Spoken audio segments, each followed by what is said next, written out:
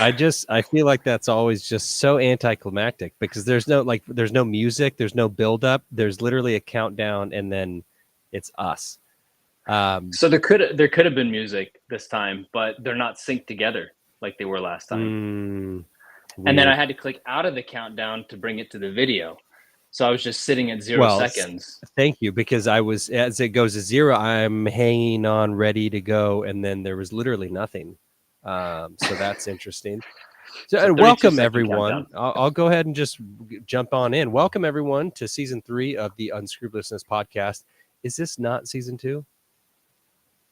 We technically had a few episodes the year before last. Yeah. Okay. We're calling it season 3.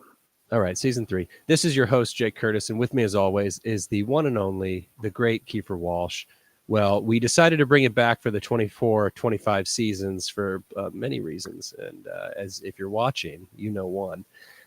We're not sure what it will look like this year, but we know that we're going to give it our best shot. Look, we all have busy lives, but Keifer and I genuinely do enjoy doing this, and we want to keep some content out there for you all to listen to. We're going to try to mix it up a little bit, introduce some new segments, but this year we will try to do 3 things. 1, keep it short. 2, keep it regular. And 3, get folks more involved. I love it. It sounds like my bowel movements. I was going to say, I had some other bodily movements, just keeping that flow regular in mind, but it's not one that I typically have to deal with. Keifer, do you want to, for those of you listening on Spotify, do you want to give a visual of what you see right now? Not really. It looks like 2 things. It looks like you just woke up and you decided to put on a robe. Yep. Just, I'm assuming, to keep yourself warm. And then it looks like you went ahead and grabbed a BK breakfast at the drive-thru. I'm wearing a crown, everybody. I'm wearing a crown. So he's wearing a crown, and I don't think that this came with the original crown, but there is a jewel on it. There is a jewel, may or may not have been hot glued to the crown. Okay, gotcha. And there are, it's gold, it's shiny. It's a golden crown, yep. And it's the robe you've got, I'm sure it's heavy. It's a ruby red robe. And we've got some white with black polka dots interior lining. Yeah, sort of Dalmatian look. I had to kill 2 Dalmatians to make this happen. I think the ruby red is the same color as the jewel. Is that correct? It is. Okay. It's coordinated. So now that visual has been gone over, I'm going to change things up a little bit and go to virtual background number 1. Do you want to explain this to everyone? I'll try. I'm going to flash what I believe is going on here. Jake has decided to change his name to the Saudi Pink Winged Panthers because, that's about right. Or actually, you know what? It looks like it is a panther in space. It is. So I'm looking at right now a pink panther with 2 majestic angel wings, wearing a spacesuit, astronaut helmet, and can only be drifting into the abyss, from what I can tell behind you. It sure is. This is my away logo. The California Panthers have a home logo and an away logo. This is how we actually get to our away games, via space. Understood. It's great. I love that you brought 100% energy into the props and background this year. Yeah, AI art plus AI music. I'm all things AI. Tried to use AI to create a draft strategy for me, and obviously that did not work. So it's still a work in progress. Speaking of the draft, we got a lot to cover today, so we're going to jump right into it. We've got mainly this is a draft review, season preview. Does that make sense? Draft review and a season preview. Yeah. Checks out. Okay. But this is obviously coming live after. Oh, do we have a live link? Should we send that out? Oh, yeah, I will send that out. Let's do it live. Okay. Link copied and let's do it live. Dropped into the chat. See if anyone wants to join. So as Keifer does that, we are working post week 1. So we do have week 1 results, but no one's going to panic. No one's going to hit the panic button. No one's going to overreact or do anything silly or spend $85 on a tight end that isn't even a starter.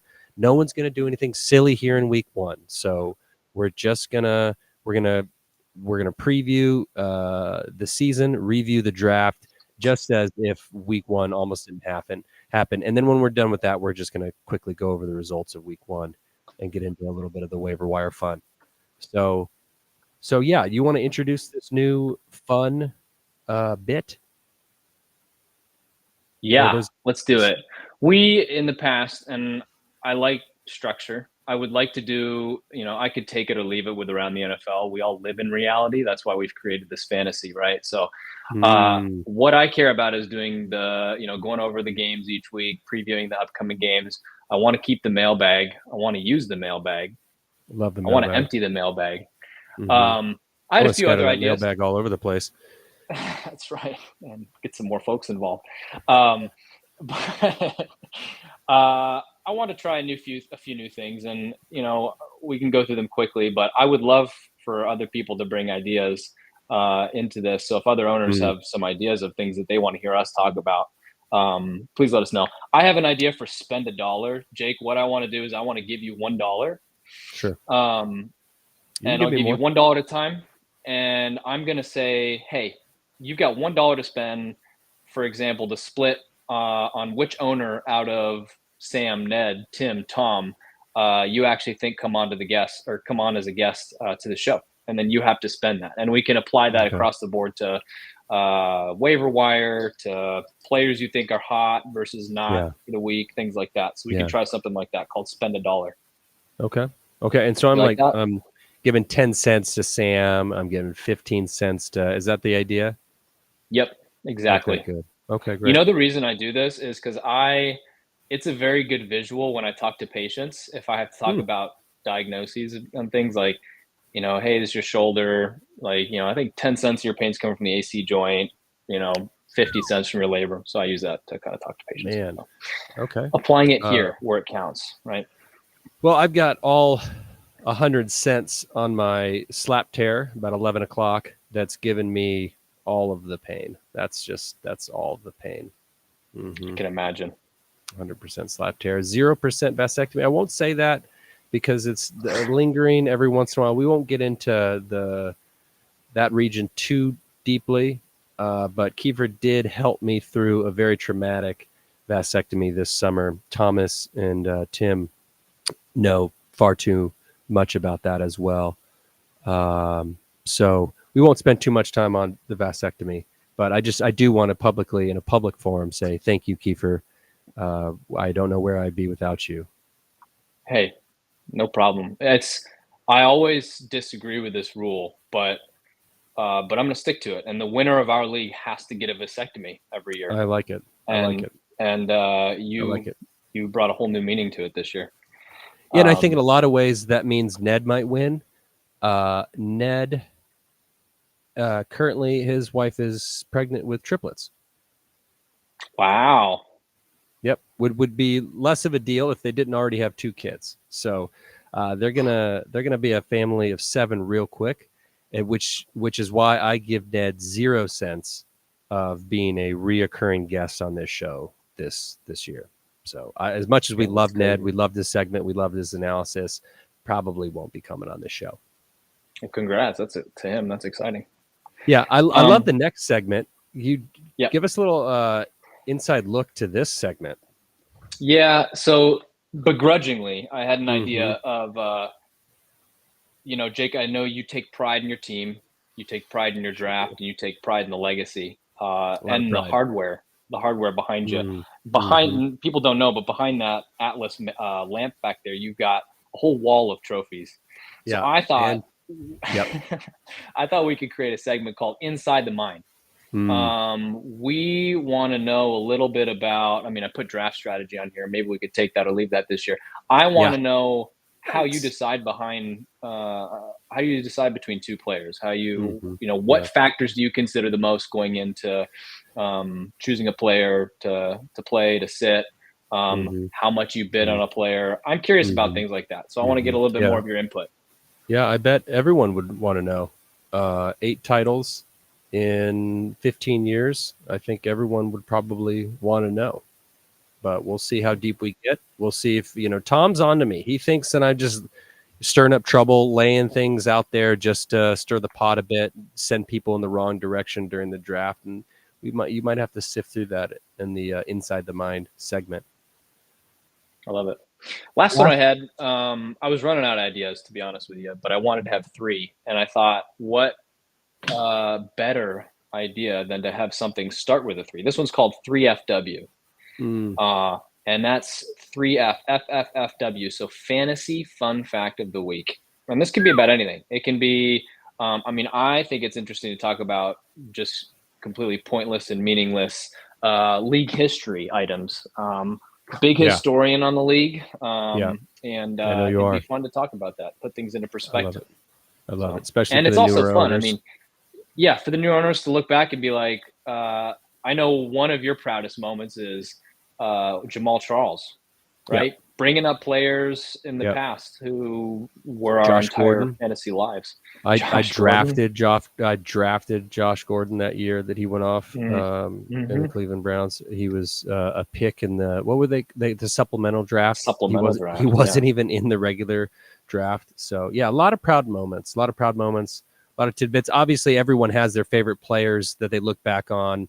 I actually got to meet Brian Westbrook in person and thank him for 2 of my fantasy championships. So there are stories out there that we could dig up for sure.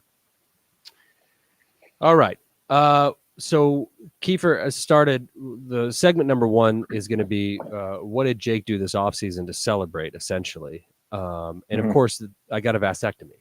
So that was really my celebratory action this offseason. No, honestly, it was such a drain that I didn't do much at all in terms of fantasy. When I started preparing for the draft, I didn't know any collegiate running backs that were coming into the league. I didn't know anyone outside of Marvin Harrison Jr. for wide receivers. I really just didn't do anything football related. I just stopped watching football. And the Cowboys make that easier because they don't really go very far into the playoffs. I took some PEDs later on to get things going again. Nice. I traded Christian McCaffrey away for Breece Hall. And obviously it's just week 1 where I don't want to get too carried away, but it's looking really nice. It's looking like that really worked out for me. And we can talk about me picking up Jordan Mason as a hedge to that bet. And that's really working out as well. I think Jordan Mason might get the start for me in week 2, but let's jump into the draft recap. Enough about me. Yeah, let's do it. All right. Well, we're not even days out anymore, right? We're weeks out from this draft. And, it's crazy, but every year the whole, do you play fantasy comes into conversation. And every time I tell people, look, I've been in this league since 2007. And I say 2007, and I have to remember my birth year. And I have to count back and say, was it 2017? Am I wrong? But no, it's 2007. So we've been doing this thing for almost 2 decades where we've been sitting down and drafting. Isn't that insane? That's crazy. It's insane. So we're going to give ourselves a round of applause for that. Yeah. And 2 Mondays ago was our league draft. Nothing fancy. We're not one of those leagues that flies out to Vegas, rents a villa in Tuscany or anything like that. Nope. So we did this last year. We kind of went team by team. We talked about what we liked, what we didn't like. And I wanted to do it in a different way this year. I don't know if you did this when you were doing your prep, but I tried to. I wanted to do 3 things. I wanted to do 1, you just give 1 word or 1 phrase that comes to mind when you think about the team's draft. 2, what was the best value player or the best value move? And then 3, kind of a head scratcher. So we're going to go team by team. What I'm going to do at the top is I'm going to give out the grades and the things we said just briefly about each team last year. And then I'm going to turn it over to you, and then I'll finish, and then we'll go to the next team. Does that sound good? Okay. Sounds good. Sounds great. Great. And I just want to say off the top, of my 4 highest grades, they ended up first, second, third, and then tied for last, which is Ned. Wow. And of your 4 highest grades, highest grades finished first, second, third, and tied for last, but it was Sam. So, so we did really well. Awesome. And then we had one team who let us down. That's awesome. And one of them is having triplets. So you can't be too hard on them. But and I hope Sam Sam's fate returns and repeats this year, but it's not looking like. And he has triplets. Doesn't yet have triplets, but is also one of my top picks, and I hope he finishes last. Yeah, me too, especially this week. All right, so let's start with Dan, and we're going alphabetical here. Classic. Nice. Last year, Jake, you went numerical and you gave percentages to teams. I want to remind you that I used this unnamed source as a way to sort of give a grade, and so that they broke it down percentage wise, and so I used that as my overall. This year, I'm adding that, and it might have to do with the fact that it wasn't very favorable to me, and last year it was, so that might play a role. Okay, good. And so wait, this year you are doing a little bit different. Okay, I see. Yeah, I'm basically using 3 metrics. The prediction of, so in the far right hand column of every team, they give you the essentially the ESPN projections of your entire players' rosters in terms of points per game. And so it gives you a predicted average that your team is going to score every week. And so I've used that metric, and then I've used, again, the same unnamed league rater that I used last year. I'm using the ESPN power rankings that came out right after our draft, and then using that to form my opinion, which is obviously the most important. Yeah, I agree. Yeah, I'm looking at my team, and I don't like the objective data that is pulled on me. But we'll see. Do we have any way of knowing how that did last year? Did you use the ranking that the ESPN gives you? Do you remember? I didn't use the ranking that ESPN gave me. No, I don't believe that at least not in our show notes. I may have looked at it to confirm what I already knew, and that I had the best roster. But outside of that, no. Okay. All right. Well, let's jump into Dan. So, Dan's team. Let's please just jump into Dan's team. So, last year you gave Dan a B-, which is 82% numerically. I also gave him a B-. Sure did. If he has forgotten, he ended up 7-6. He started red hot. I like going back through this, by the way, and just seeing how everybody started. Dan jumped out to a 4-1 start, and then eventually made it into the playoffs and got knocked out in the first round, so ended up in 4th place. Yeah, I was certainly happy that he made the playoffs, because I was that number 1 seed that knocked him out, and I appreciate you crawling. What's the other word?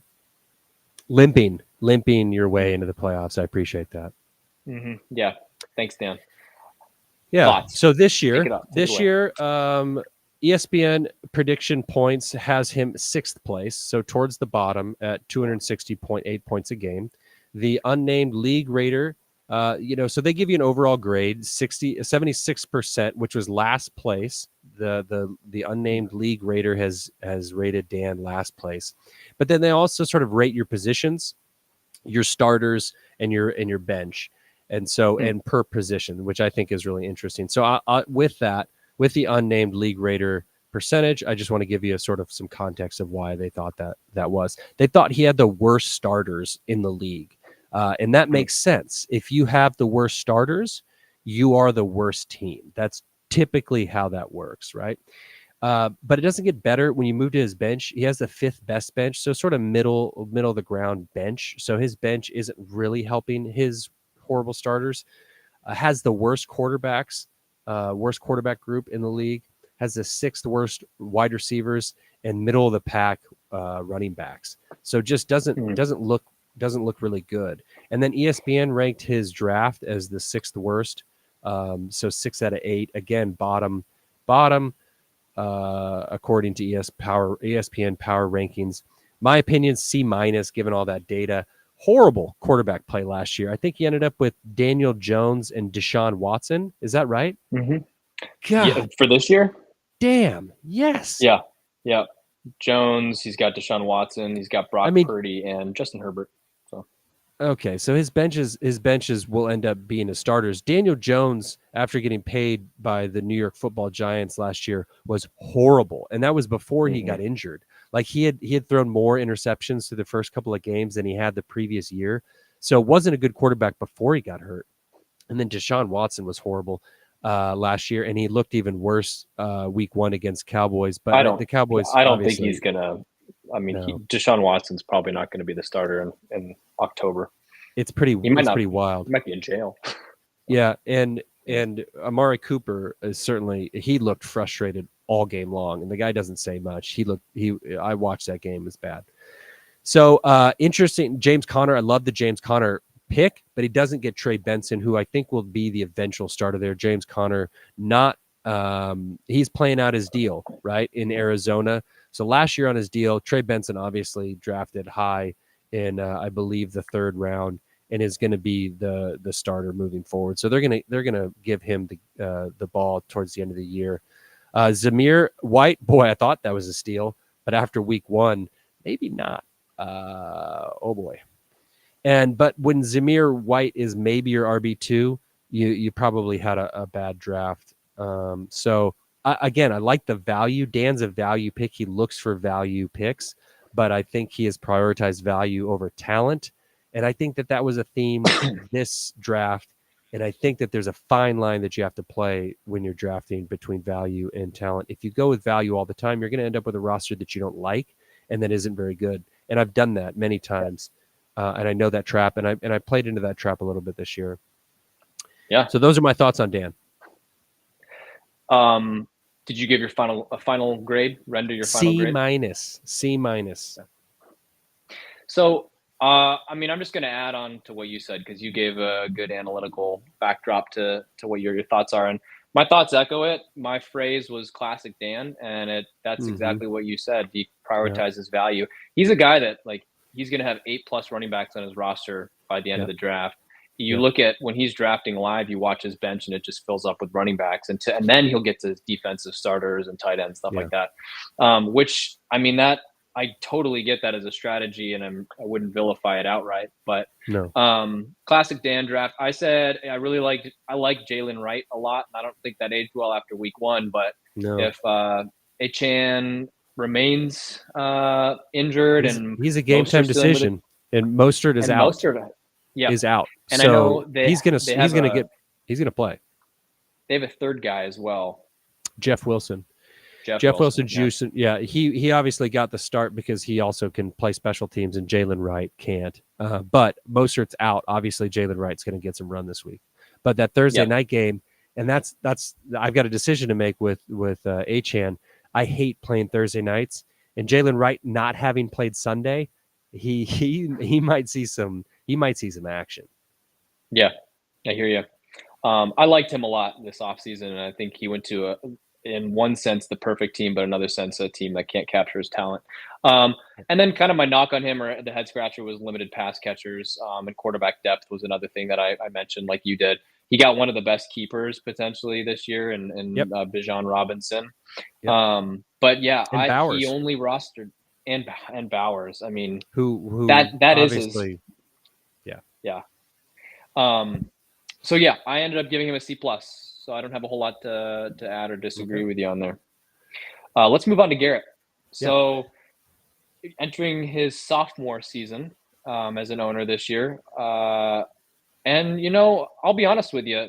And that end of the year, I ended up very excited with where he was. I think through the first 7 or 8 weeks, we were a little worried. Where's Garrett? I think was something I heard you say to me over and over. But look, last year we had different opinions on his draft. You gave him a B+, gave an 86%. I gave him a C+. I wasn't as impressed. I think he walked away with the draft with like almost a Franklin in his pocket, right? Didn't he have $100 or something left over? I thought Tim was the winner of the most cash left over that you can never use again last year, but it might have been Garrett. It might have been Garrett. Garrett, he started off on the wrong foot, keeping Garrett Wilson over Tyreek Hill when then Aaron Rodgers goes down with an Achilles injury. Obviously, that's probably something that kept him up late at night. But I mean, after starting 1-5, the man ended 6-7, was literally the hottest team in the league, and didn't make the playoffs. It was such a fun ending to the season. We had 4 teams, 6-7 or something like that. Oh, it was crazy. Yeah, it was a crazy end to the regular season. and large part because Garrett did so well there in the end. I think we were hypothesizing whether he was going to end up with 3 top 5 or 3 top 15 running backs and still not make the playoffs. Right. And I'm not sure that happened, but he didn't make the playoffs. Right. So what were your analytical points in your final takeaway? So I'll run through this quickly. The ESPN per game prediction points for his team was 5th overall. It's 262.5 points, so middle of the league. However, the unnamed league raider after the draft had him at 100% the best draft grade, 1st overall. And it wasn't because of his starters. He ranked 5th because of his starters. 5th best starters in the league gets him 1st place. So that's why that's when I sort of started filling in the context of here. Just like, how did this thing, what? Huh? I love this. I love this next point. Yeah. But he had the best overall bench. So it seemed like the bench was really carrying this projection. But let me tell you where he is strong. He is 1st in punter, 1st in tight ends, and 1st in defensive backs. Literally the least consequential positions in all of fantasy football. He is the best in. And apparently this league raider really emphasizes those positions. Absolutely last place, 8th place in the most important position, which of course we know is running back. His 3 starters being Najee, Montgomery, and Pacheco. So worst starting running backs in the league. But 1st best overall team according to the Raider. ESPN Power Rankings, likewise, this might be. I'm just looking through the notes here. This might come back. Does it correspond to the points? That's what I'm wondering. Yeah. Does it correlate? Yeah. And no, because we'll see in the next person's, it's not the same. But it does correlate with Dan and Garrett so far. 5th overall ESPN Power Rankings. So again, middle of the pack here, which again would be his 5th place finish last year, the first one out of the playoffs. I give him a C+. Okay. So last year, if we're looking at 2023 rankings, which is not, be all end all, his running backs ranked 14th, 15th, and 19th. So again, very similar to the running back makeup that he had last year. And again, he had Montgomery last year as well. So I just don't see the firepower in his running backs. I know people are high on Pacheco this year. I'm just not. And so it could be an issue at running back, but also his wide receivers and quarterbacks are some of the weakest groups in our league. Again, great depth, but his starters are questionable. And again, maybe the depth pieces, the bench replace the starters and it becomes a really strong team.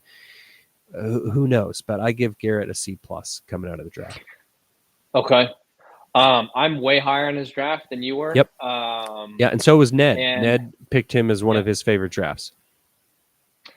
I think a lot of his picks just kind of came out of nowhere for me, and he just kept making picks that I was like, man, that is a good pick.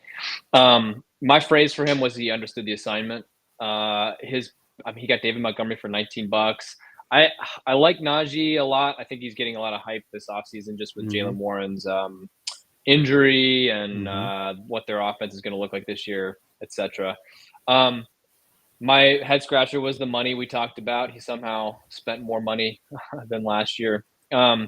Overall, same themes as you. I just thought he was solid in every position. Solid quarterbacks, Mahomes, Burrow, and Goff. Solid running backs. I think I was a little bit higher on his running backs too because what is Jahmyr Gibbs' hamstring injury going to mean for David Montgomery? What is Jalen Warren's injury going to look like for Najee Harris? And then, being higher on Isaiah Pacheco like others are. And I just said his first guy off the bench at each position is arguably better than most teams' starters. So I had initially given him an A-. I walked back a little bit just after seeing who all was going to start week 1 and it was healthy enough, but I gave him a B+. I really liked his draft a lot. It was one of the best in our league, I thought.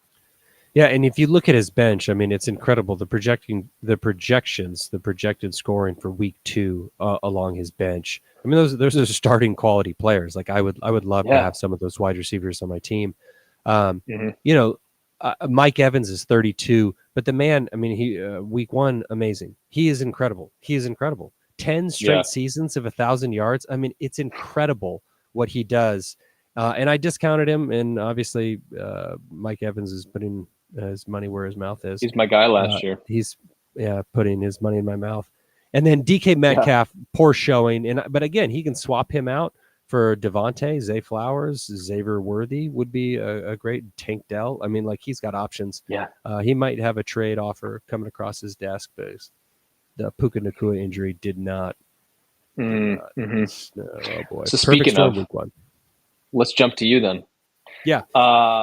Last year, you gave yourself, the independent third-party verifier gave you an A+. Verifier. Yeah, A+, 100%. We've seen that before. Which we have seen that before. So what is that going to mean? Right. I gave you a B+. There was only one A grade I gave last year. I think it was a Thomas. So I gave you a B+. You ended up 8-5. You scored the most points. You were pretty undeniably in the driver's seat the entire season. So what do the analytics say for you this year? Yeah, so ESPN prediction points has me at number 1. Now, again, that was prior to week 1. They had me averaging 271.9, almost 272 points a week. And that got me good enough to be the second best overall in the ESPN power rankings post-draft. So I was second overall there.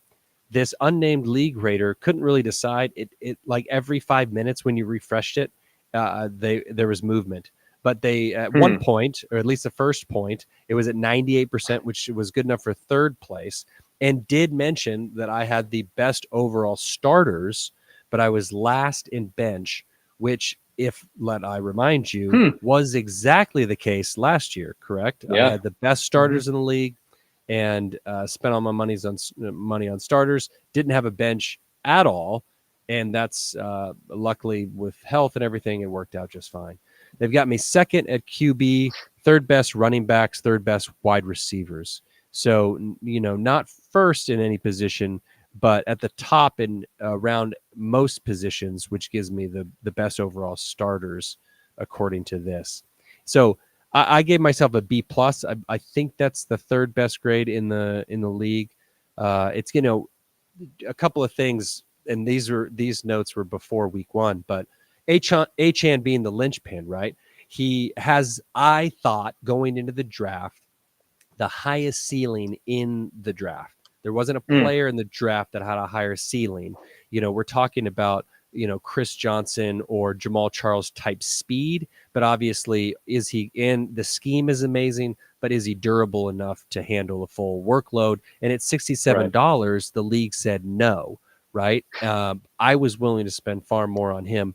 But again, if he's $67 worth of value, then I don't have enough power to do it.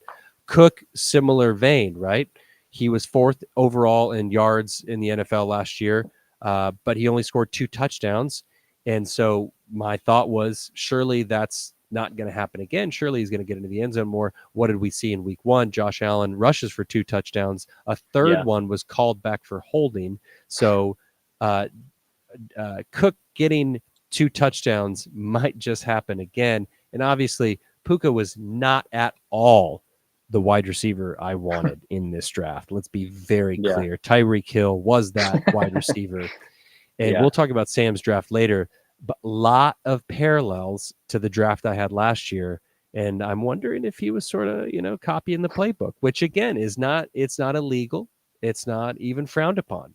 I'm flattered. But he went after Tyreek, and obviously Tyreek did his thing in week 1. Puka Nacua injured on IR. Horrible start to my season. And God, we don't have to talk about it, but tight end 2, That's Cade the Otton. first thing you said to me. About and I've said it to everyone. My wife is sick and tired of hearing about my tight end 2s. And then I miss out on Isaiah Likely, who, of course, going into week 1, I'm staring down the barrel of Isaiah Likely. I like him. I've heard good things about him. Instead, I decide I'm going to pick up Johnny Mund, who I thought was going to be the starter in Minnesota. What? Yeah, who? He wasn't. He's not the starter in Minnesota. He didn't get starting snaps, and I left Isaiah Likely to get stolen from me. So, yeah. Anyways, well, I knew you wanted Tyreek. That was my biggest head scratcher, and I was in it. I mean, I hate to say all in, but this year I really wanted Tyreek, and then he got into the 80s, and I don't know. I don't put like budget limits. I really draft based on feel, which maybe speaks to why I always have the limited success that I do. But it got up there, and I knew there were other guys on my board that I hadn't gotten yet and hadn't even come up yet, and so you just start to panic when that first one goes. I thought you stubbed your toe a little bit, and I think, and I say that for the reasons that you already brought up. Not getting a couple guys you want. I just couldn't get as behind Achane and Cook as you did. And for the reasons for my skepticism are the same that you brought up. I don't know if Cook gets the touches in the red zone or if Josh Allen just takes off and does what he does best. And I don't know if Achane can take the load, and who knows who can there's such a stable of running backs who can come in and steal touches. It's amazing. Achane had 7 targets and 7 catches for 76 yards. I mean, that's how he's going to earn his keep, is just catching out of the backfield. So that is a deal breaker for you. I was really happy you got Dak. That came up.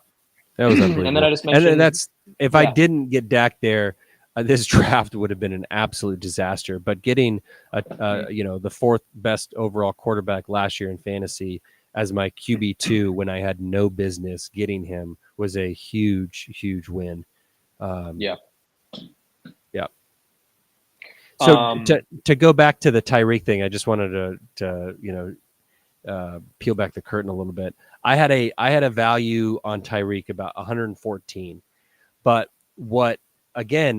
this brings up the fact that order plays such a significant role in how much you're willing to put on a player, because I valued Tyreek at over $100, but I valued Achane even higher than that.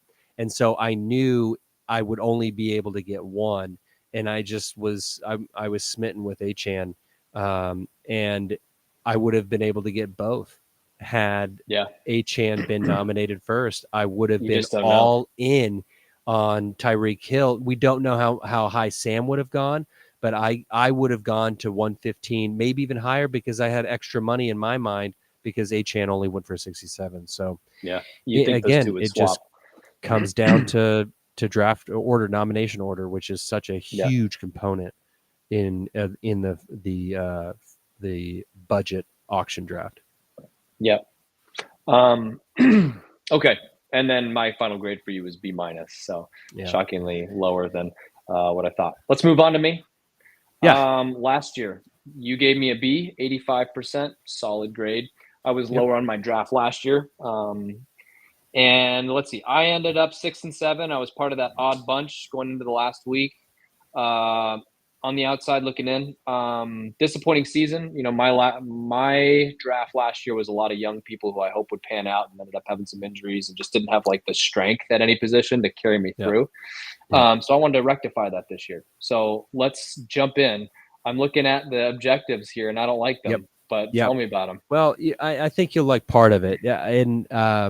And you did. You went with a strategy that you rarely do, but I believe it is a winning strategy. So the ESPN prediction points, they had you at last place at 257 points a week. The unnamed league rater had you second to last place at 83%, and the ESPN Power. Say it again. You should have hit refresh on that one. See if it gets any better. Just waited. Oh, is he moving up? And then the ESPN Power Rankings post-draft had you in last place. Now, diving into the unnamed third-party independent league rater, they had you 6th place for starters, 6th place for bench.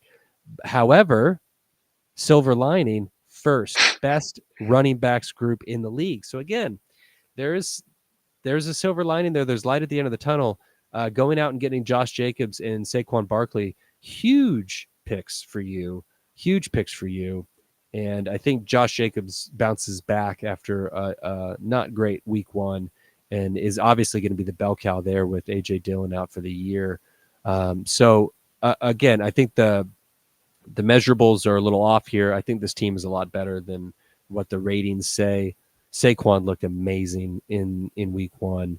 I wasn't so high on him. Believe it or not, him and Derrick Henry were both in my no draft zone. But boy, he proved me wrong there. So I give you a B+. I loved what you did at running back. Like I said, your QBs have tremendous upside. Did you see Anthony Richardson throw that football about 85 yards, just falling to his left off of his back foot to highlight of Alec the week? Pierce? And unbelievable. it was nuts. Yeah. Unbelievable. They play the Packers this week, so hopefully he doesn't do it again. But then he can do it the rest of the season. Right. The rest of the season. Yeah. Ayuk, I loved the nomination of Brandon Ayuk right off the bat. He goes for 17, which ends up being a steal. And again, nomination matters. And if you're just throwing out someone that no one's really thinking about, everyone's sort of like, wait, no, I don't know how do I, there's no context. And so I think he got away with a steal. He didn't have a good week 1, but I think he'll be fine. I do have a lot of hope for your boy Pitts there. He did score a touchdown in week 1. It's good to see from him. Kirk Cousins looked like a mess, but we can talk about that. Again, my preseason pick for come from behind. Nice. I love it. I'll take it. This was a different approach than I've taken in past years. I've had Jonathan Taylor for years, and so I feel like he's always felt like an ace in the hole to where I just don't have to try at running back, and I take that for granted. And so this year I wanted to do something different, and it's funny, I didn't really love Barkley, and I loved a lot of guys, but they were kept already, right? So in another league of mine, I wouldn't pick up Barkley because there's so many other guys that I like ahead of him.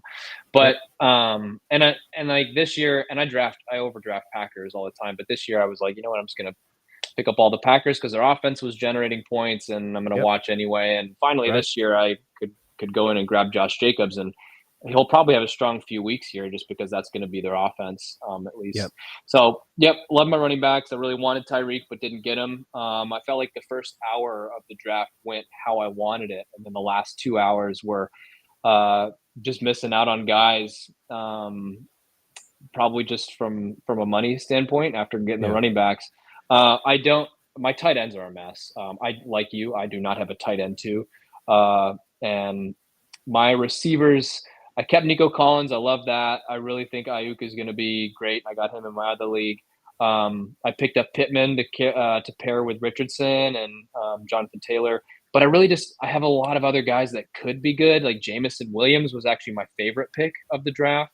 I love Jaden Reed. I love Jordan Addison. I love a lot of these guys. But will they create points? And then bigger than that, will I be able to pick them correctly when deciding on wide receiver 2 and 3 and running back 3 and all that week in, week out? So I gave myself a B. I liked a lot of the things I did, and I didn't like a lot of the things I didn't do. So, it happens. I love the Jaden Reed pick. I love the Jameson Williams pick. Those are 2 great bench stashes, and they'd be starters on my team. So great pickups.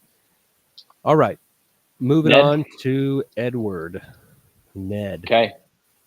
So we are 40 minutes in. Yeah, but it's okay. I mean, last year the projector had a B. You gave him a B minus, and ended up a dismal 5-8 after a weirdly streaky season. Started 0-3. Did you know this, by the way? Did you realize that this happened? This is crazy.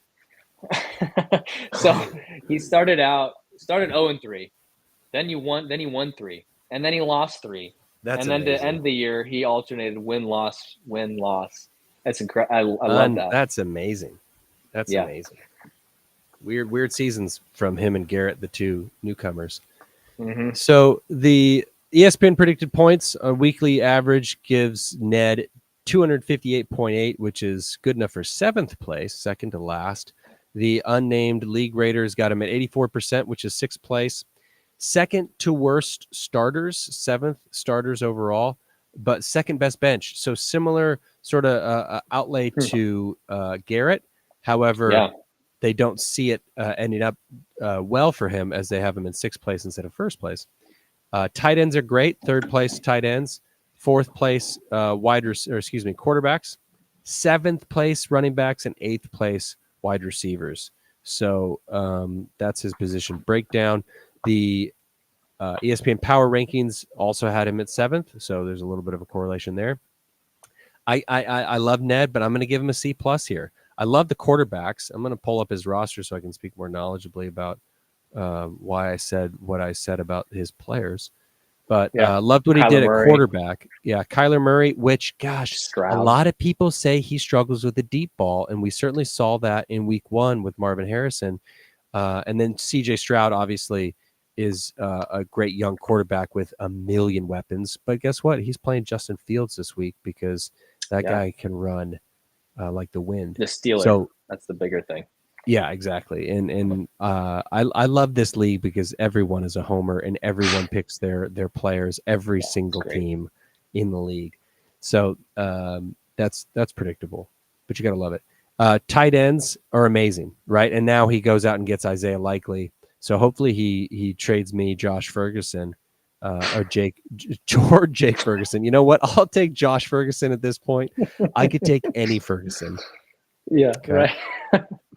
But he's already been David Andrews. Andrews, if you're listening, and if you want to play tight end for my team, you can. I'll take you. I love it. I love that. I love what he did at wide receiver. Gosh, Debo looked involved in week 1. Rashee Rice is going to have better weeks. George Pickens is the real deal. So he's got studs. Ramondre Stevenson is a hoss. So I don't like that Kamara pick. Neither does he. And Olave, I don't like that pick. Neither does Ned. Both those players are not great. Kyron Williams. Isn't that funny? You either get stuck in a position where you take guys that you're just like, God, gross. That pick doesn't feel good. But I love the auction draft for so many reasons. I call this team young and hungry. I was lower on this team than others. I ended up giving him a C+. Young and hungry though, because there are guys with upside. He stashed Nick Chubb for $4. Yep. I don't know. I mean, that could be something. He got TJ Hawkinson for $3. I don't know. Was that a keeper? No, I don't think that was a keeper, right? It was not. So a couple ACLs he's relying on there. I really love the Josh Ferguson pick for $12. He'll be back in a few weeks, but this team already looks different. We're going to talk about it hopefully soon with Isaiah Likely and being a legit guy for him. He is starting Fields over Stroud this week. I just question the sustainability of top running back play. So Ramondre Stevenson just went off. He's RB2, I think, now this year. And Alvin Kamara went off. But I just don't think they're going to be the same guy week in and week out. And some people are lower on Kyron Williams this year. So I don't know. There are question marks. But, I mean, you can easily see that this is one of the better rosters, if not the best roster, if a lot of things play out the way that Ned hopes that they do. So C+, but I see the potential.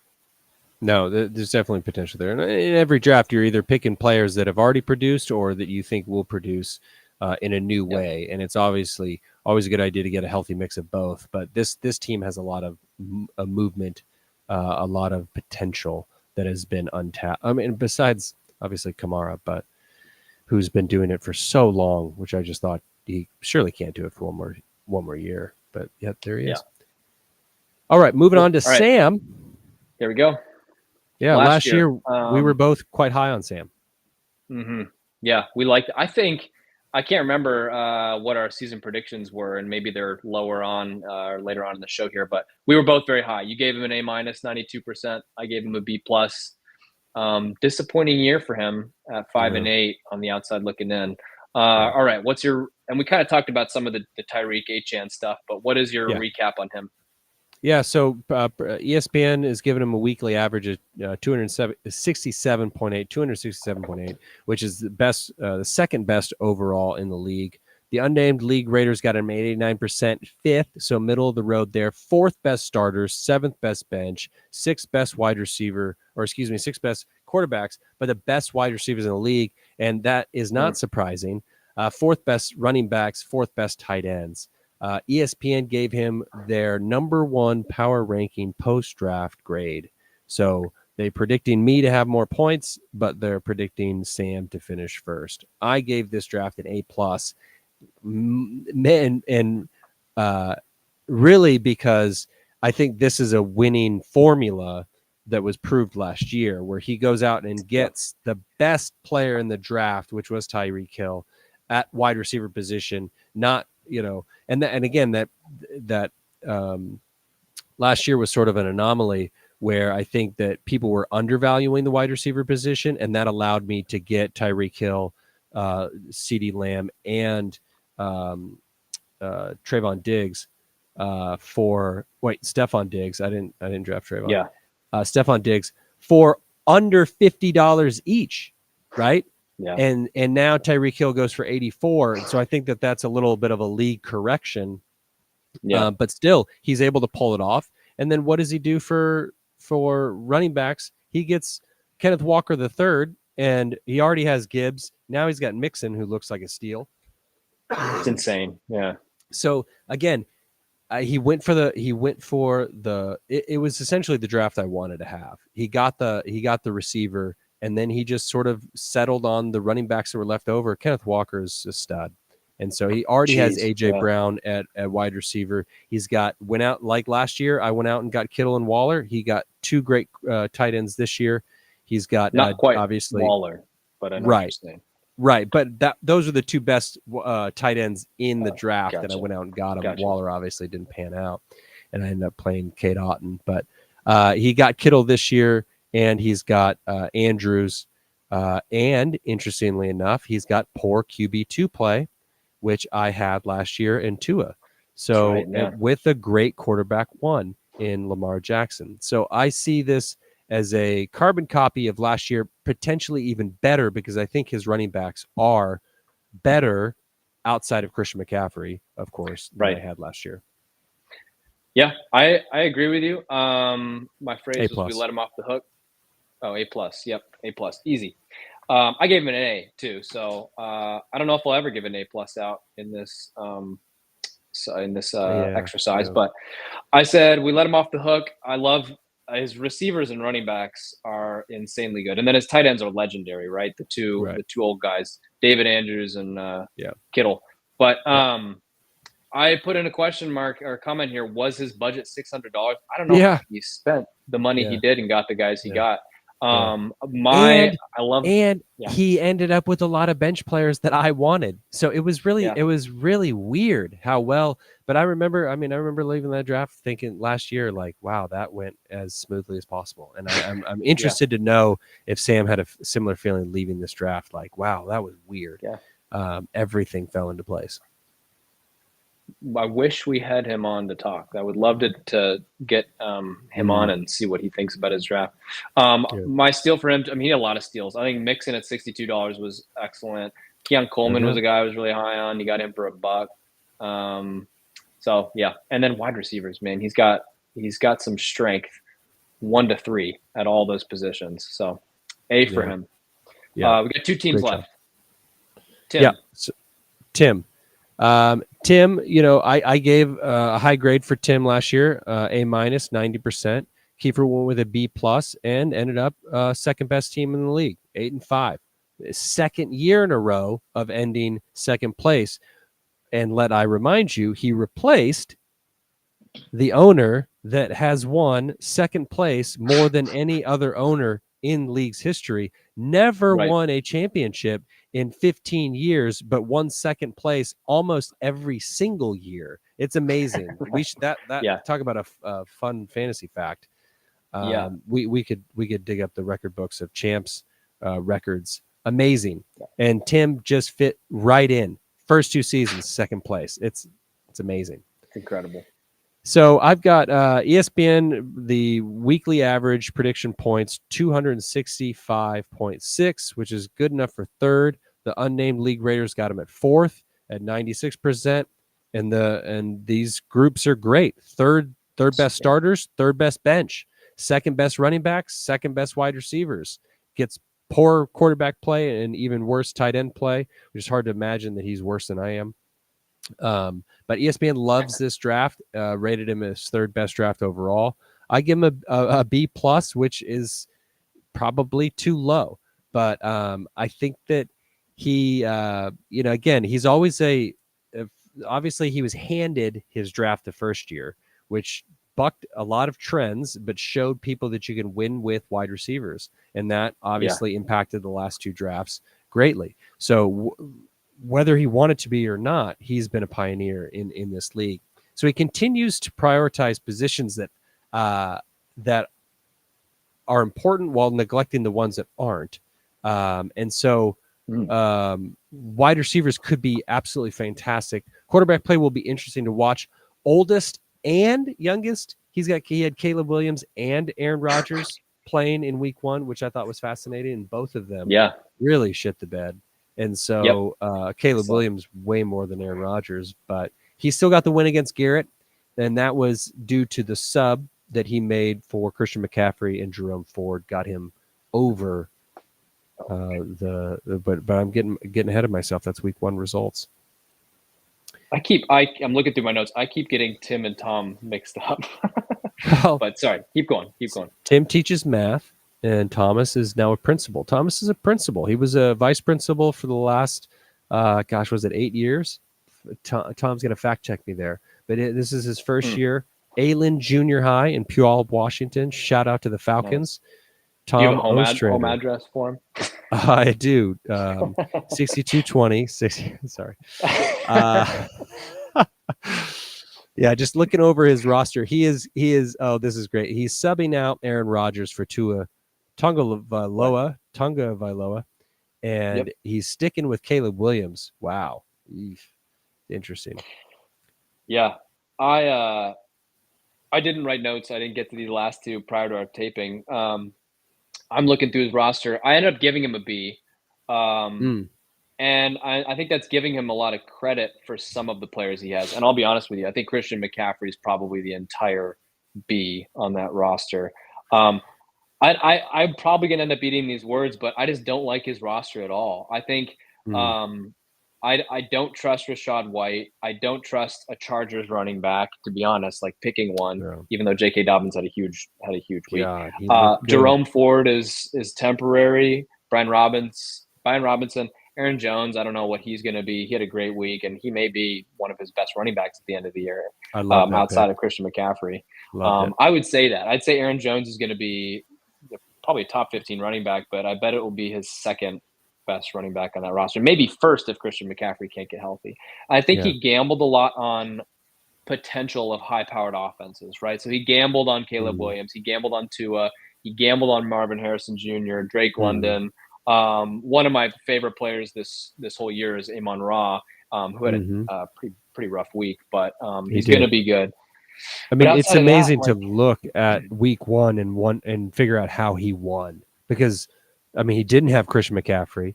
Amon-Ra St. Brown scores 5.8. Drake London 3.5. Marvin Harrison 1.4. Cole Kmet 1.4. I don't know how he won. Caleb Williams obviously 7. Aaron Rodgers he scored 7.8. 235 points and still won. Yeah. So he would have beat me. He would have beat me by like 20. So that's true. All right, let's wrap it up with the draft recap portion.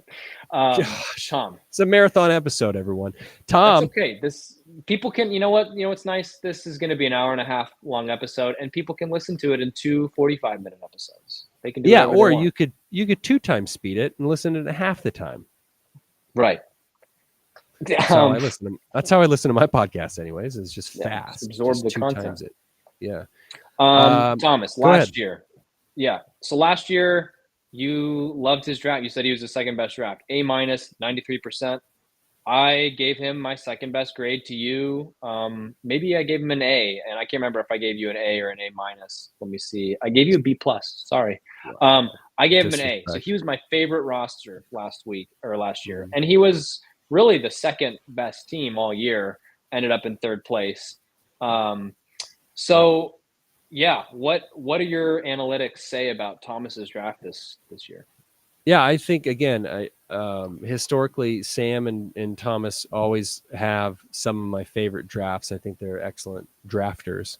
And the data seems to support that. right? So he's 4th overall with the weekly average prediction points ESPN put out, 264.8. Again, 4th place, middle of the road. The unnamed league rater had him 99%, 1% lower than Garrett. So that's good enough for 2nd place. He's got the 2nd best starters in the league, only 2nd to me.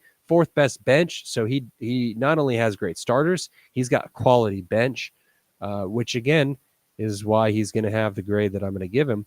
He's got the best quarterbacks in the league, according to this rater. The 2nd best tight ends, which is always how Tom builds a roster. 6th best running backs. So the running backs are going to be the interesting thing here. Does he have enough firepower at running back to really push him over the edge and finally get him into that championship round that he's been so desperately missing the last couple of years? I'm going to give him finally ESPN Power Rankings 4th overall, which again correlates with prediction points. Yeah. That's redundant. I'm giving A-. Always have a ton of respect for him. I think I wrote this before week 1.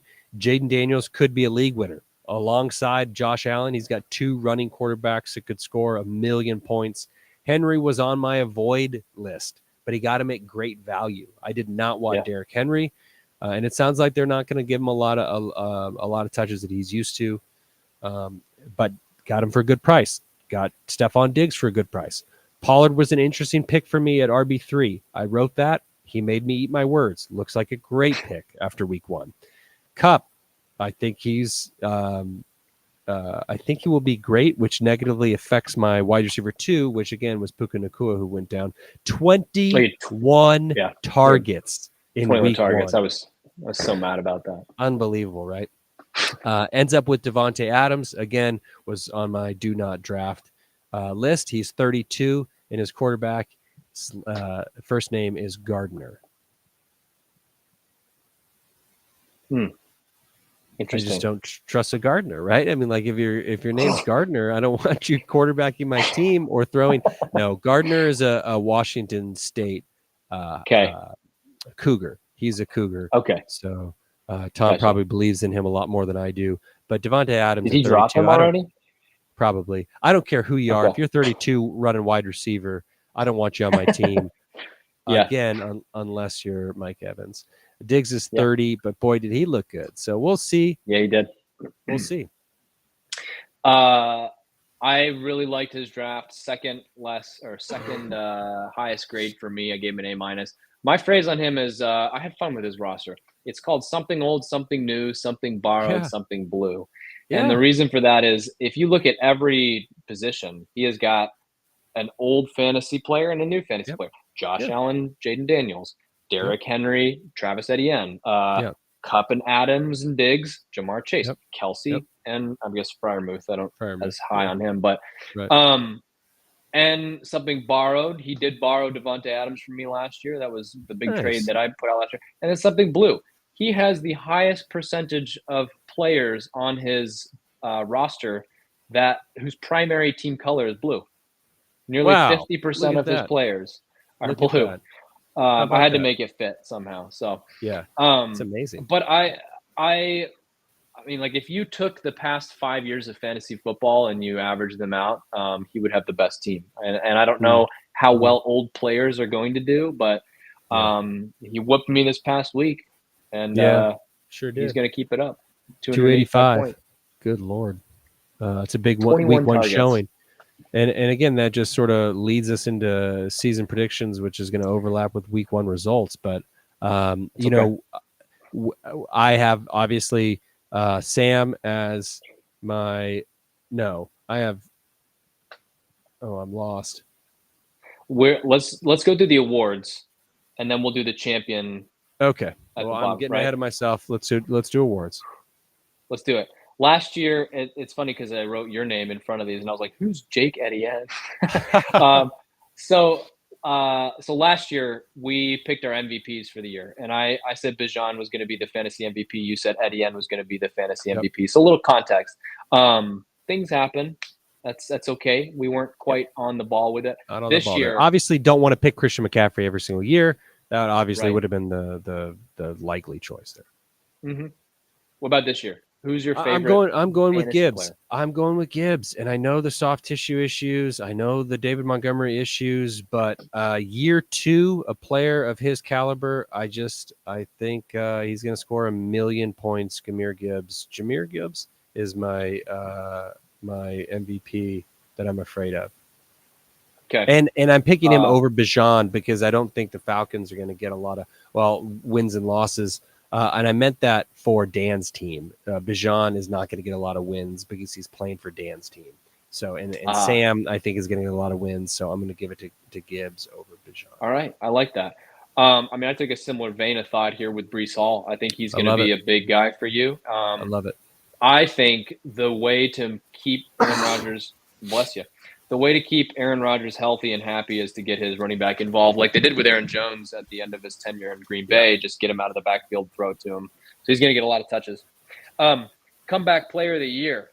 This is a fun one. Last year you had Herbert, and I had Aaron Rodgers. Yikes. This year, who do you have for comeback player of the year? Cooper Kupp. And again, why I didn't want Puka Nacua, Cooper Kupp. Yep, I was between Kupp and I took Anthony Richardson. Kind of casting that, but that's who I got. Which is interesting because we move on to the next category, the letdown category, which you had Cooper Kupp as your letdown last year. Yeah, you lied. I had Najee, and that worked out really well, especially after I drafted him. Right. That was interesting. But luckily, I traded him away for Ramondre Stevenson as soon as I could.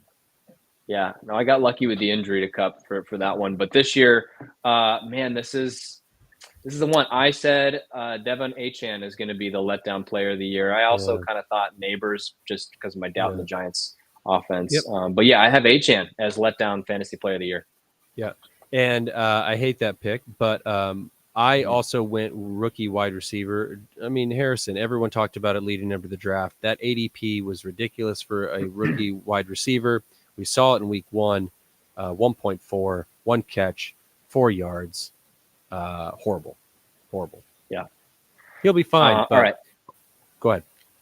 Sorry, I was just going to move on. Owner of the year. This is a big one for us. It is. Last year, I was really excited about the prospect of Ned and his football and fantasy football, both intelligence. So I had Ned last year. He did some good things, did some not as good things, was streaky, was really involved with trades. I love that. You had Thomas last year. Yep. So I think we're going to do this award maybe later.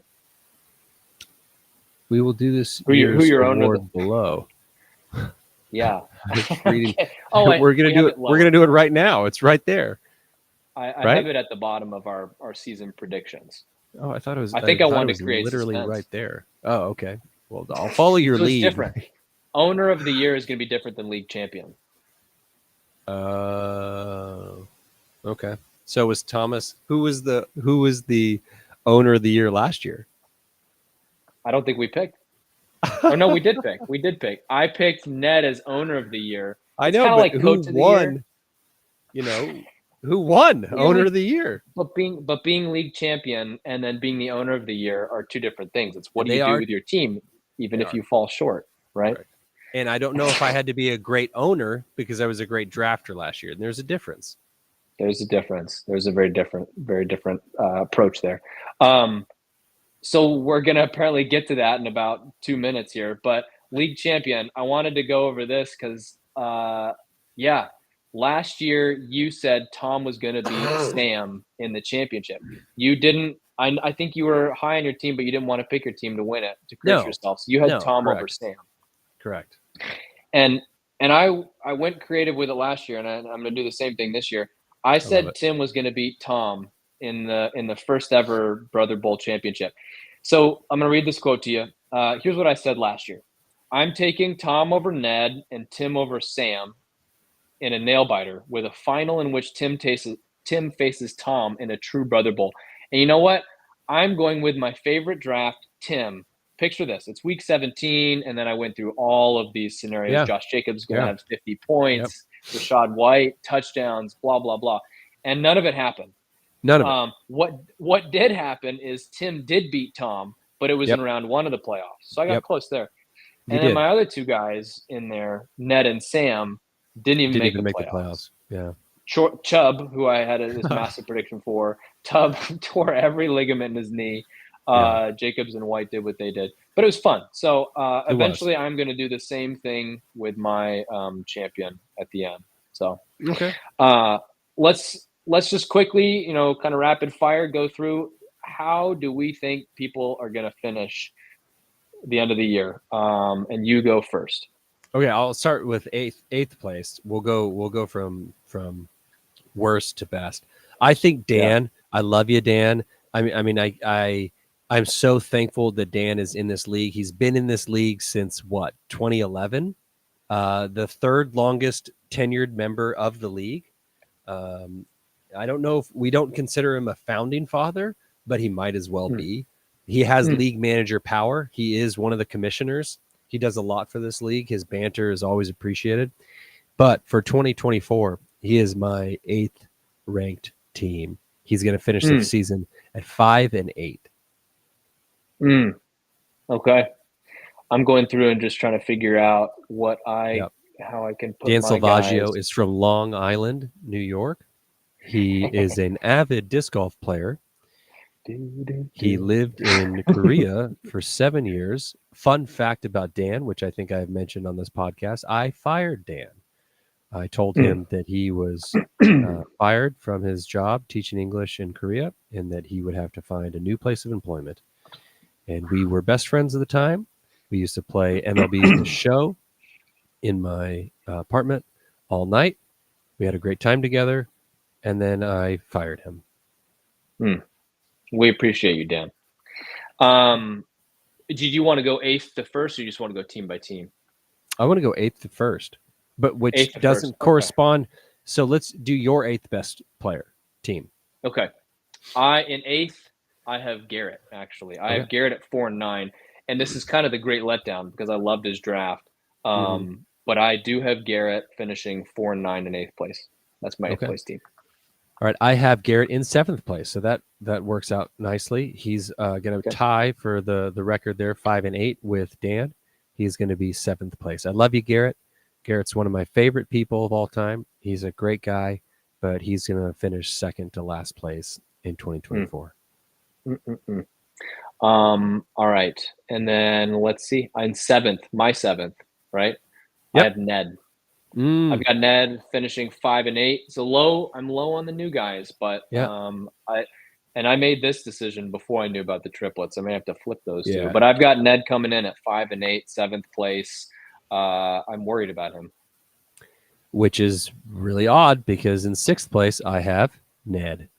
I love you, Ned. Ned's one of my favorite people of all time. The nicest guy in the world. I miss working with him. He used to come into my room and we used to talk fantasy all day long, and we no longer work together.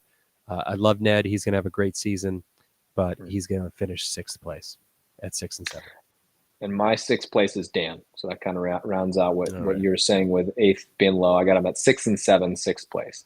All right. Who's your 5th place team here? I have Keifer at 5th place. I love Keifer. He's one of my favorite people in all of life. I've known Keifer since, 2000, probably around 2000. Yeah, probably. Jeez, we've known each other almost our entire lives. And he is going to finish 5th and 6 and 7. Okay. I have myself at 5th, and I want to read this thing because I'm all about bold predictions. It's going to tie me right into my 4th place team. Here's my prediction for the year. It was kind of exciting at the end with 4 teams vying for the last slot.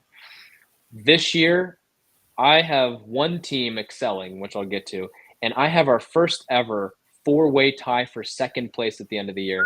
And unfortunately, 3 get in, 1 doesn't. So somebody is going to be tied for 2nd, but end up in 5th. And this is what happens. It's going to come down to week 13, a Thanksgiving game. This is the deciding game. I am going to be at the Packers game for the Thanksgiving game against the Dolphins. Can't wait. And what a great what's going to happen Oh God, I can't wait. It's gonna be so fun, and it's gonna be cold. Can't wait. It's gonna be cold. Here's what happens. So I want you to picture this. Jordan Love, MCL is healthy, hopefully. He throws a 36-yard strike on a skinny post to Dontavian Wicks for a touchdown, puts Green Bay into the lead. There's a minute 13 left. On the next drive, whatever happens with the kickoff happens. Still don't really understand it. On first down, Mike McDaniels calls a bubble screen to Tyreek Hill, but the cold, sleety mist in the air forces an awkward backwards throw. Jair Alexander reads it perfectly. He pounces on the ball. All that stands between a Packers home victory are 2 consecutive victory formations. First down, Love takes a knee, -1 yard, minus 0.2 points, whatever. Right. Second down, Love takes a knee. But you know what? That knee doesn't feel so healthy. He takes a step a little bit further. Yeah, needs to negative kill more 2 clock. yards. He needs, and minus 0.4 points. None of this would be a problem except for the margin separating myself and Tom at the end of the weekend was minus 0.3. So now Tom has the playoffs with exactly 0.3 points more than me. So I have got at 3,112. He's made a prediction here, folks. Yeah, I've got it down. So, you know, I'm going to end up with 3,112.8 and Tom is going to have 3,112.5. Wrote that wrong in the notes there. But that is going to be the deciding factor between me at 5th and Thomas at 4th. Wow. Some kneel downs at the end of the game. Yeah. Wow. Terrible. Okay, exciting. That's exciting that you'll be at a game during the pivotal week, which is the last regular season game of our playoff regular season, which Dan was so nice enough to remind us after the draft. Okay, my 4th place team is going to be Tim. I love Tim. Tim's one of my favorite math teachers of all time. Great guy. Absolute blast. Fun. He's up for any kind of fun. He's going to finish 4th at 7-6. I hate saying that because obviously Vegas has him finish in 2nd. Okay, I like it. That I gave my 4th is Tom, so I'm ahead of you now. But I'm going to go my 3rd. Did I fit? I know I didn't skip you. No. Okay. No, you're good. I gave 2 of my predictions in that massive paragraph. So I jumped to there. These last 3 teams, I know I love Garrett's draft and I put him in 8th, but these last 3 are my rosters that I love the most coming out of it. And to start that out, and I think all three of these are going to be contenders, but I've got Sam finishing at 3rd at 7-6. Okay. Nice. I have me finishing 3rd. Love Jake. I've known him my whole life. Great guy. One of my all-time favorite guys. I've got a million nice things to say about him, but he's going to finish 7-6, barely cracking the 500, which we'll get into with the fun fantasy facts.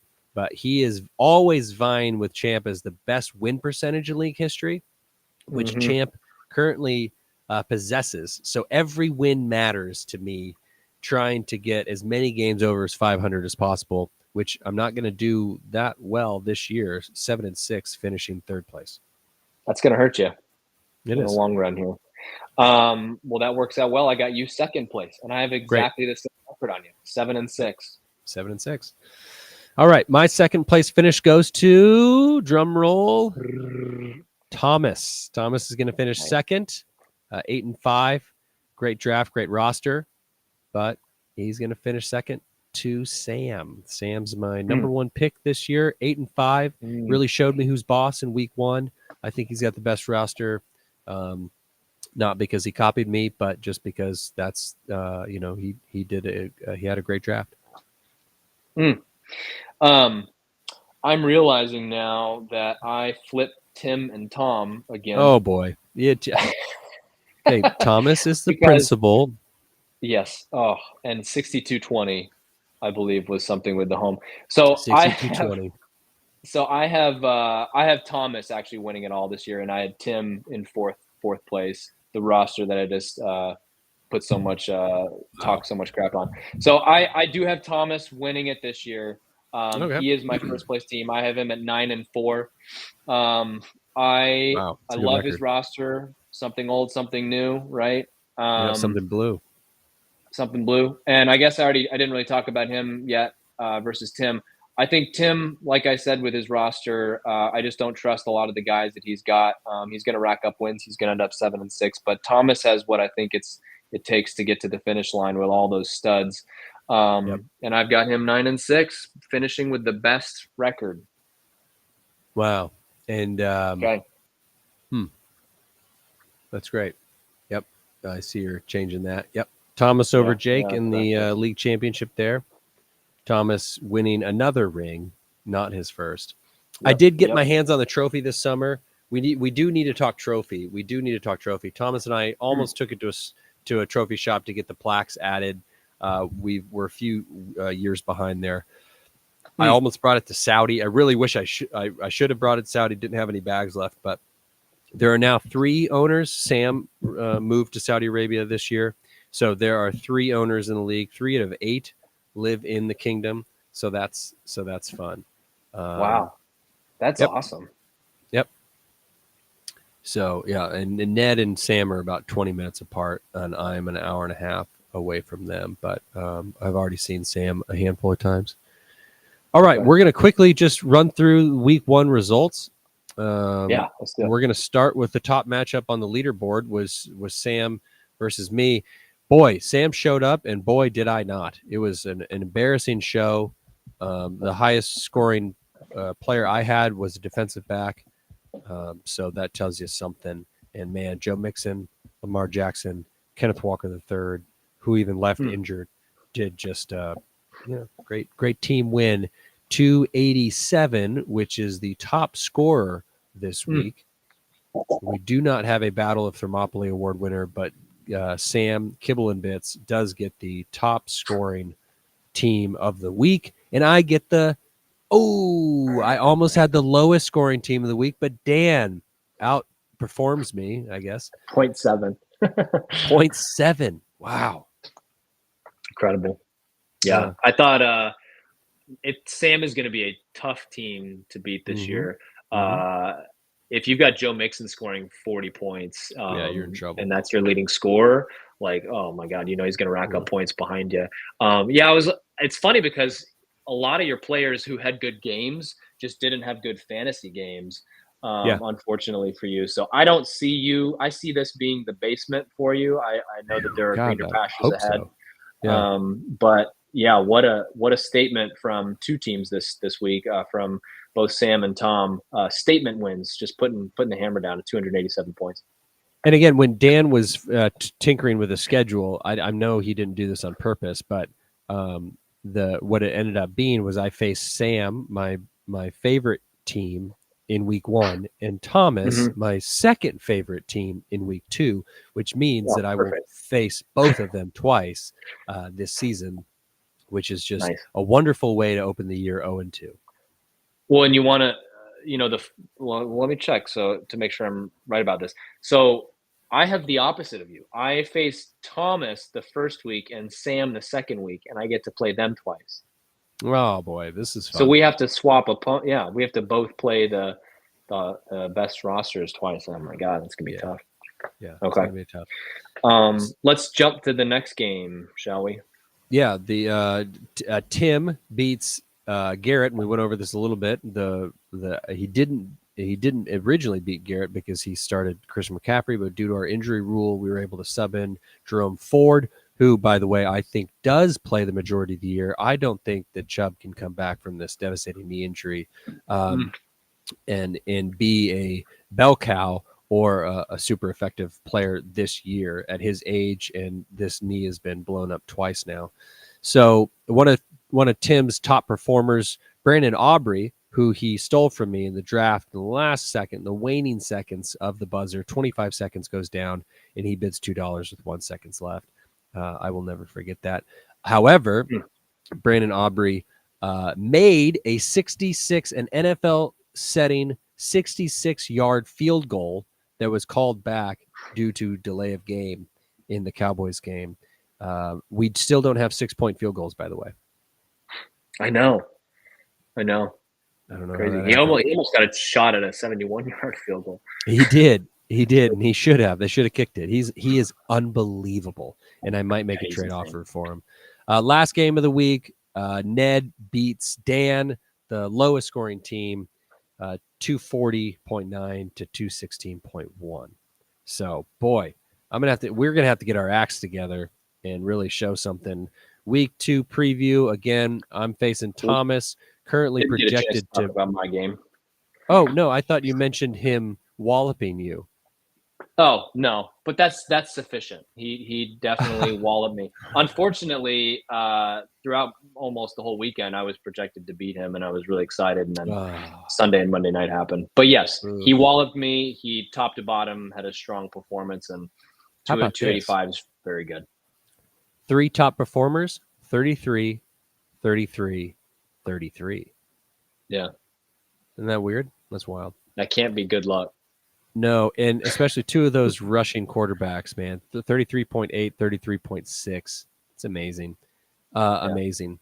Yeah, so currently projected to beat Thomas in week 2. Don't think I'm going to do it. We didn't make predictions this week, but I'm predicting myself to lose there. You're facing Sam. He is currently projected to beat you by 14.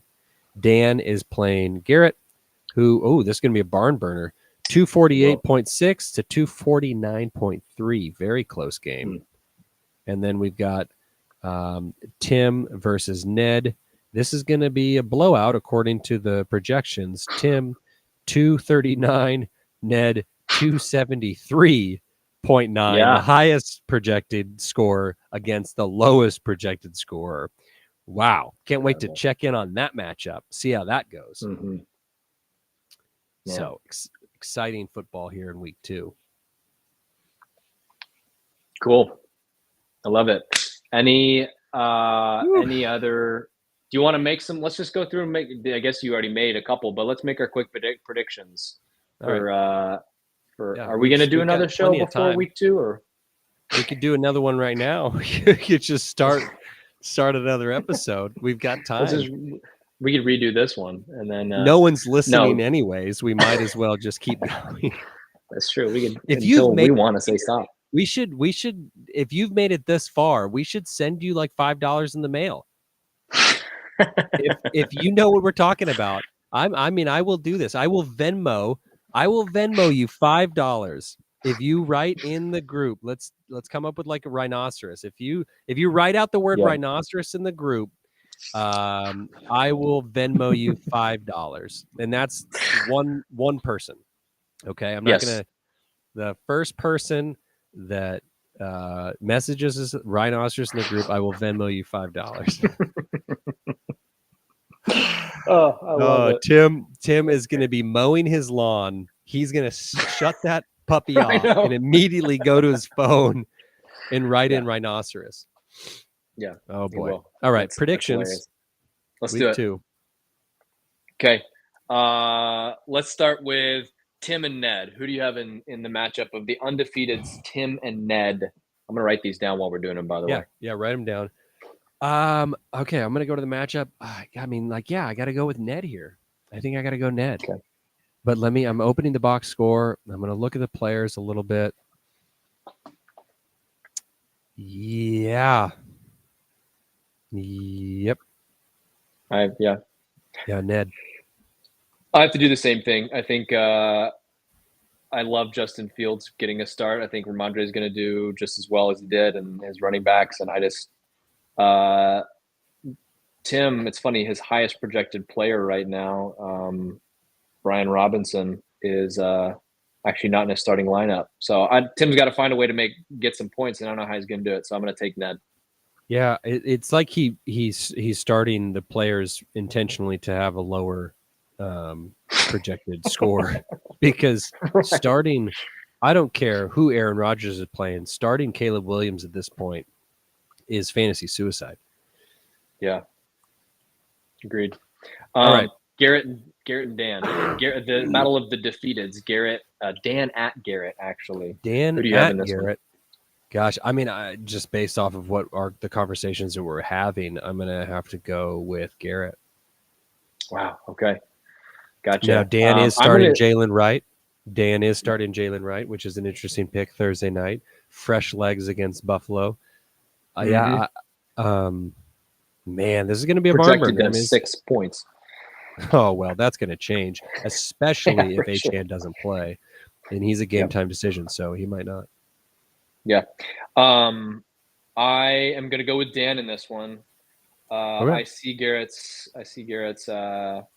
Man, Garrett's got a lot of talent on that roster, but Yep. I think Atlanta's going to look a little bit different and get Bijan a little bit more involved. There's already like this drama between Daniel Jones and Malik Neighbors. I think he's going to get a ton of targets. I don't mind Connor. I really like Jalen Wright's upside. I'm going to go with Dan in this one, and we have to have different picks at some point, so I'm going to do that. Okay. All right, Jake at Thomas. 0-1 Jake at 1-0 Thomas. Who do you have? Tom. I got Tom here. Yeah. I've got Tom. I got to do the same. He just. Oh, yeah. I mean, I scored 216 points and he scored 275 points. You would be silly to pick me. Is it going to be regression to the mean, or did we see the mean? Was 216 the mean? There's more questions than answers coming out of California this week. I like it. How'd you like? What do you think about the new logo, the realistic panther there over the cartoon panther last year? Where's that? Hold on, let me take a look. Oh, this is you're talking about yours. Yeah. No, significantly improved. I will say I did like last year's logo. With it was clean looking, but this one is a little bit more intimidating. Yeah, thank you. I agree. This is also AI generated, but okay. I had to put on another year, and things are getting a little, cloudy, a little cluttered, if you will. I hear you. Last matchup, me at Sam. I think I have an idea of where you're going in this one. Yeah, it's just, God, I'm rooting for you, and I hope you win. I really do. That. But it's hard to bet against Sam. And we might see him drop the ball a little bit. Let's see if Kenneth Walker doesn't go, which I think he might, then that might change the calculus, because who is Sam starting? Right. Yeah, he will be stuck. I mean, let's see, what is his backup? Man, Trey Benson. Benson. Yep. And they're playing the Rams. He's not going to play Marshawn Lloyd. Yeah. Boy, I didn't realize Sam has 0 running back depth. 0. Hadn't realized I don't imagine Kenneth Walker not playing, correct? It was an abdominal injury or some sort? Yeah, and it was fourth quarter, just held him out. Well, we'll see. I do think that makes a big difference. I actually don't care. I am going to take myself in this, which is hilarious. But the reason I'm taking myself has a pessimistic curve in that the Packers are going to run the ball, and that's going to help Josh Jacobs. And they are going to have a hard time defending the run with Jonathan Taylor and Anthony Richardson. So I think I'm going to be sad, but it's going to be a bittersweet weekend with the Packers. I'm actually starting Malik Willis, which is hilarious, but I saw that. I feel like he's probably going to run for a touchdown before he gets benched. For Clifford. So I am going to take the optimistic term and picking myself, but it's for pessimistic reasons. Great. So. Great. Again, cool. I'm rooting for you. Appreciate it. I'm rooting for you. Cool. Let's that's all I have. Let's wrap with promoting the mailbag and trying to get some get your questions involved. in. Maybe we will set up a time this week so it's in the group chat and people can plan to try to set some time aside and join us. So. Yeah, I'd like to get Ned on before he has triplets. I think his chances of getting on before that happens is probably a little bit higher. We still haven't seen Dan. We have not gotten Dan on the call. You know what? I'm just gonna call Dan real quick. Okay. See if we can't get him. I don't know if he has FaceTime. Does he have FaceTime? He does. Just calling Dan Salvaggio here. I don't know how to do this. Oh, he's unavailable. Okay. Should we record a video? No. Oh, shoot. Well, that's All right. So we've heard from we talked to a we've talked to Tim and Tom on the beach in Mexico. Right. We've talked to Sam. We've talked to Ned. We haven't heard I from think Sam was Garrett. in bed. Sam was in bed. Ned was also in bed. So the bed is a classic place to come onto the podcast. The bed is tied for first in most common locations with the beach and the La Playa. Beach. So yeah. So who are we forgetting? Is that it? So let's set a goal. Let's get everyone on this year. Garrett and Dan are the only owners. Is that right? Garrett and Dan? Yep. Yeah, Garrett and Dan. Garrett and Dan, or if you're listening now and you haven't already, write in Rhinoceros to the group, get your $5, and come on to the show. We want you onto the show. Yeah, we do. We need some input, some fresh input. Yep. Okay. All right. Wow. Marathon week 1 episode here, folks. We are just now eclipsing 1 hour and 40 minutes. Thanks for hanging in here. We will see you next week. Sounds good. Good luck to you this weekend. Yeah, you as well. I hope we both win. Really stick it to the week 1 winners. That's right. All righty. Play us out with some down-tempo music here. All righty. I'll see you next week.